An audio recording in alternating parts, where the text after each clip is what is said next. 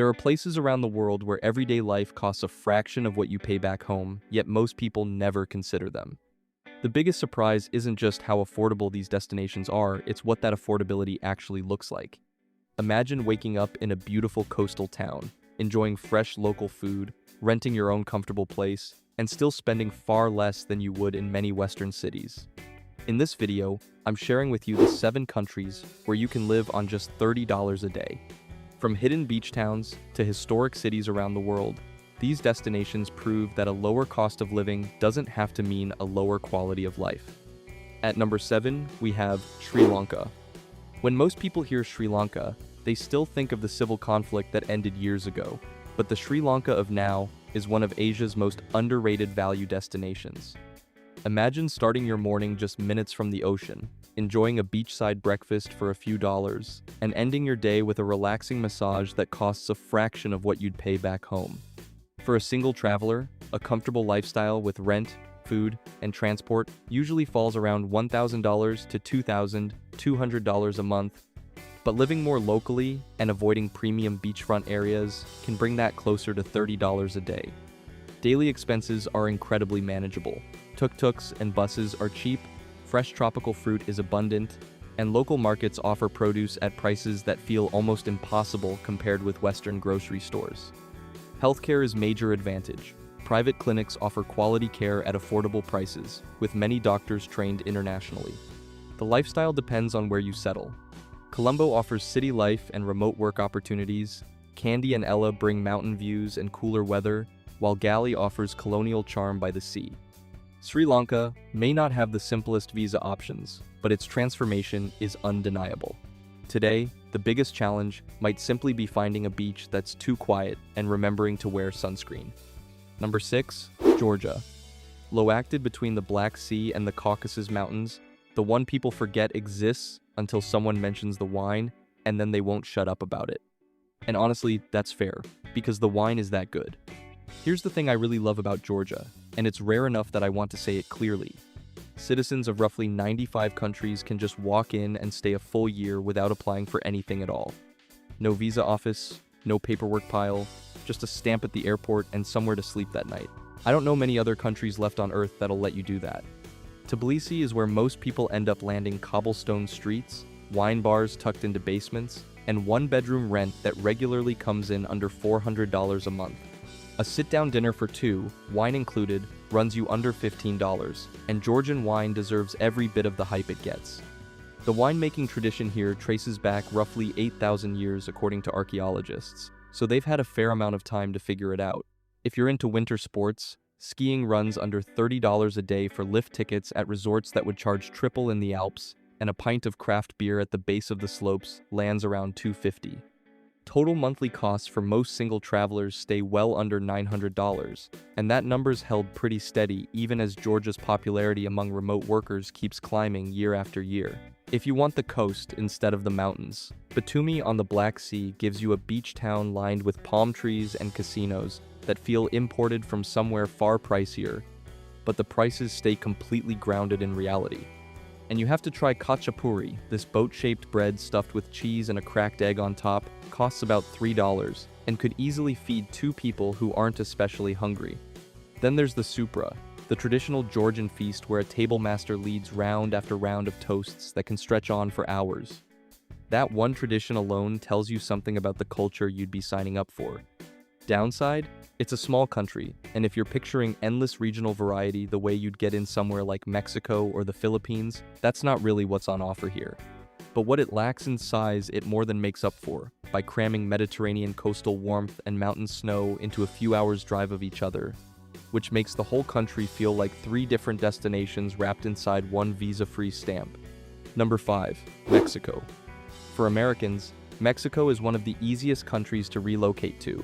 Yet, it's surprisingly overlooked by people searching for an affordable place to live abroad. Skip Mexico City and the resort hubs, where prices have climbed closer to US levels. Instead, look to colonial cities like Oaxaca or Mérida, where a single expat can comfortably live on around $800 a month, including rent. A full house in Oaxaca can run as low as $350 a month. Down on the Baja Peninsula in La Paz, rent averages closer to $400, and both towns give you that walkable, market-filled downtown that turns errands into a small vacation rather than a chore. Local markets sell fresh produce, meat, and handmade tortillas for a fraction of grocery store prices, and a sit-down meal at a family-run restaurant rarely clears $7. Buses and colectivos, shared vans that crisscross most cities, cost under $1 a ride. Healthcare punches well above its price tag here too. Private hospitals in Guadalajara and Mérida are staffed by doctors trained across the US and Europe, and a routine visit typically costs a quarter of what the same appointment would run you stateside. Mexico issues a temporary resident visa for anyone showing modest, steady income, and the paperwork has smoothed out considerably in recent years as the country leans further into its role as North America's most obvious relocation destination. Mérida has become something of a phenomenon among long-term movers. It's ranked repeatedly among the safest cities in the Americas, colonial mansions have been converted into boutique guest houses, and the food scene is built on Mayan traditions layered under centuries of Spanish influence.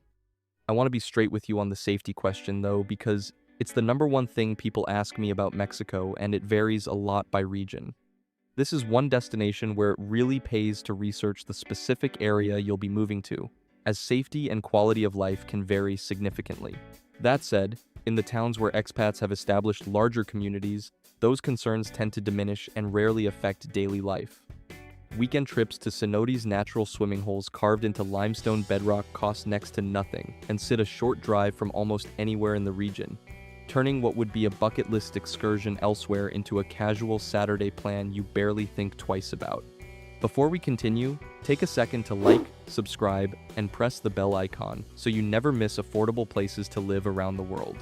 And let me know in the comments which is your favorite country to live abroad. Let's continue. Number 4.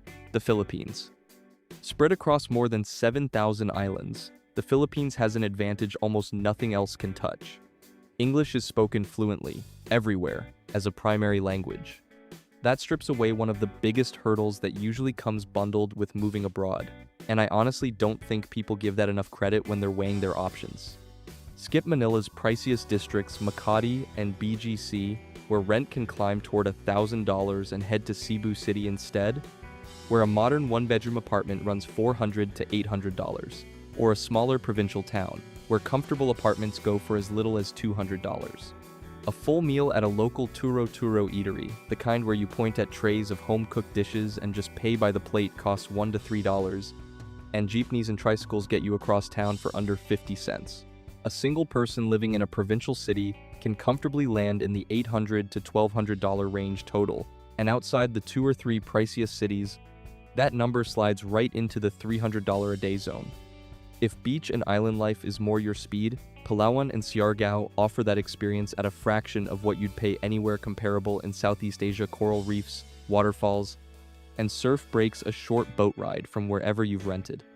Healthcare in the major cities stays affordable and increasingly modern, with private hospitals in Cebu and Manila drawing patients from across the region. And the retirement visa here is among the most established in Asia. It requires a modest deposit rather than ongoing proof of income, which makes it one of the simplest long-term residency paths. What actually surprises people the most, though, isn't the price tag, it's the hospitality. Extended families here often treat foreign neighbors like honorary relatives within weeks of arrival, hosting birthday parties and Sunday gatherings that would take years to earn an invitation to almost anywhere else. On the downside, if you're chasing that island paradise on Palawan or Siargao, infrastructure can lag noticeably behind what you'd get in a bigger city, so there's a real trade-off between scenery and convenience depending on where you land. Number 3. Colombia. Colombia has spent the last several years actively shaking off its old reputation, and I think it's earned the shift. It's become one of Latin America's most talked about destinations for people looking to relocate without draining their savings. Medellin gets most of the attention, and for good reason. Spring-like weather every single day of the year thanks to its elevation, a metro system that's clean and cheap, and a one-bedroom apartment in a nice neighborhood running $600 to $900 a month. Step outside the trendiest districts though, and rent drops well below that. A full lunch at a local restaurant, often soup, a main course, juice, and dessert, all included, costs around $4. Total monthly living costs for a single person here average around $646, which is one of the lowest numbers for a country with this much going on culturally. Cartagena, on the Caribbean coast, gives you colorful colonial streets and beach access at a slightly higher price point, while smaller cities like Manizales, deep in coffee country, undercut Medellin's prices while still delivering that same mild, spring-like climate year-round. Colombia issues a migrant visa for people with steady remote income or savings, and the process has gotten noticeably faster over the past couple of years. I do want to be straight with you about safety here, because it comes up more with Colombia than almost anywhere else on this list. It varies by neighborhood and region. Certain areas still carry real risk. It is a destination where doing your homework on which specific block to land in actually matters.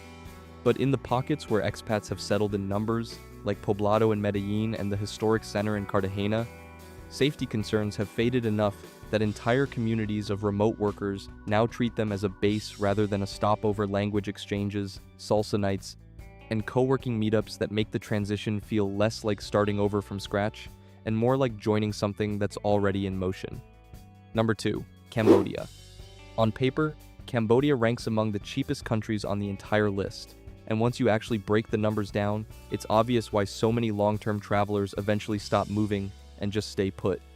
Phnom Penh gives you a one-bedroom apartment for $250 to $400 a month. Tuk-tuk rides across the city for $2 to $3, and street food stalls where a full meal costs under $2. Total monthly costs for a single person land around $700. Groceries, dining out, transport, and utilities all folded in.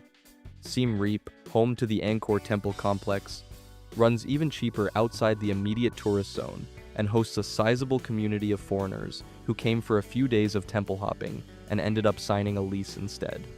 Sihanoukville, on the southern coast, has started drawing a quieter crowd chasing beaches without Thailand's price tag attached. There's no complicated visa process. Either a business visa renews indefinitely with minimal paperwork, making this one of the simplest countries on earth to settle into without wading through the kind of bureaucratic mud that swallows months of anyone's life before a single box gets unpacked. I'll give you the honest trade-off though. Infrastructure outside the two main cities can feel a step behind its neighbors. That's part of the deal you're making for the price. But when the upside includes the Angkor temples, a UNESCO site so sprawling that most visitors need 3 or 4 full days just to hit the highlights, sitting a short tuk-tuk ride from wherever you happen to be renting, that's a pretty easy trade to make. You end up in a country where rock-bottom living costs come bundled with some of the most striking historical sites on the planet, treated not as a weekend side trip but as something you could stumble into on a random Tuesday, simply because it's down the road. Number 1, Vietnam. For 5 years running, Vietnam has topped global surveys as the single best overall destination for people relocating abroad. And once you look at the numbers, it's really not close. 89% of foreign residents report satisfaction with the cost of living. 87% say their income comfortably covers a good life there. Those are numbers most countries would kill for. Total monthly costs for a single person average around $800, including rent, which puts Vietnam right at the edge of that $30 a day mark even in its biggest cities. Hanoi and Ho Chi Minh City offer a one-bedroom apartment for $300 to $500, a bowl of FO running $1.50 on a street corner, and a motorbike taxi across town for under $2, the kind of commute that turns a daily grind into something closer to an adventure. Da Nang, further south along the coast, delivers beach access, a slower pace, and prices that undercut even the capital. Healthcare has developed fast here too, with private hospitals staffed by internationally trained doctors charging a fraction of Western prices. A routine consultation rarely runs past $20. 30% of surveyed expats said they plan to stay permanently, and I think that number tells you more than any of the price comparisons do. It's not that Vietnam is cheap and people just tolerate it. People don't want to leave. The food alone could justify the move. Fresh spring rolls, banh mi sandwiches built on French colonial bread traditions, and a coffee culture so distinct it spawned its own global following, all priced like an afterthought rather than a splurge. Ha Long Bay's limestone islands sit a few hours from Hanoi. Hoi An's lantern-lit Old Town is a short flight from either major city, and weekend trips can feel like different country without ever crossing a border. Vietnam doesn't just top this ranking on cost, it tops it on the thing that actually matters, which is people who land planning to stay a year and quietly never leave. And that's where we'll end today's video. These places show that a better quality of life doesn't always require a huge budget. If you enjoyed discovering these destinations, make sure to like, subscribe, and share this video with someone who's planning their next move abroad. Thanks for watching, and I'll catch you in the next one.